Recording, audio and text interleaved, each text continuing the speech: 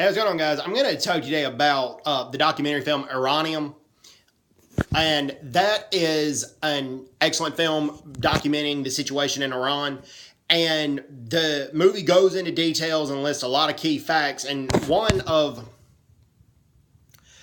the key facts is, the Shah, who was in power before the Ayatollah. The movie goes on to say that the Shah did run the country like a dictator, and he did lead an oppressive regime, but at the same time, because of that, a lot of people did not know who Ayatollah Khomeini was, because Ayatollah Khomeini lied and promised political freedom, when in actuality, he did not grant that. And Ayatollah Khomeini takes over, and then shortly thereafter, the Iranian parliament, basically, they were puppets to Ayatollah Khomeini in a vote of like 60-1.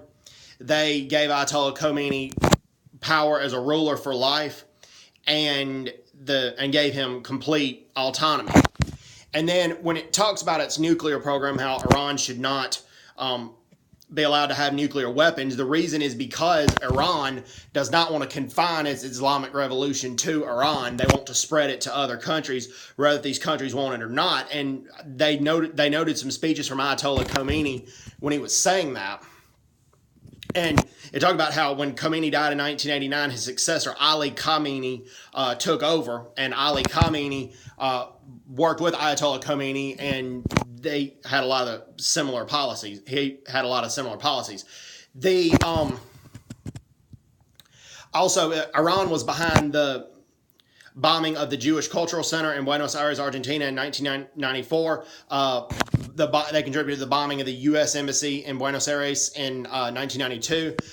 The bombings of the U.S. embassies in Kenya and Tanzania, Iran had their hands in it. And the movie also notes that Iran gives $1 billion annually to Hezbollah, and Hezbollah is basically a terrorist organization in southern Lebanon. And that's what Iran does. And then it also notes there in the 9/11 Commission report, the 9/11 Commission report notes that the Iranian government gave the 9/11 hijackers some substantial information, and also the imams and the mullahs, they run Iran. They're twisted version of Shia Islam.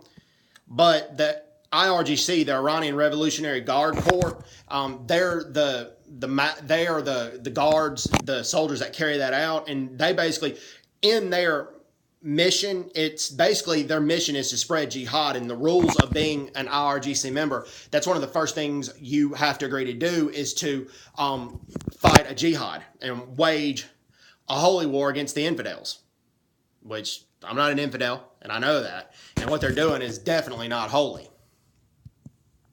But the IRGC has a lot of power in Iran, and second to the mullahs and the imams and current president, they have the second most amount of power. So anyways, it's an excellent documentary. It's about 58 minutes long. I highly recommend it. You can find it on YouTube.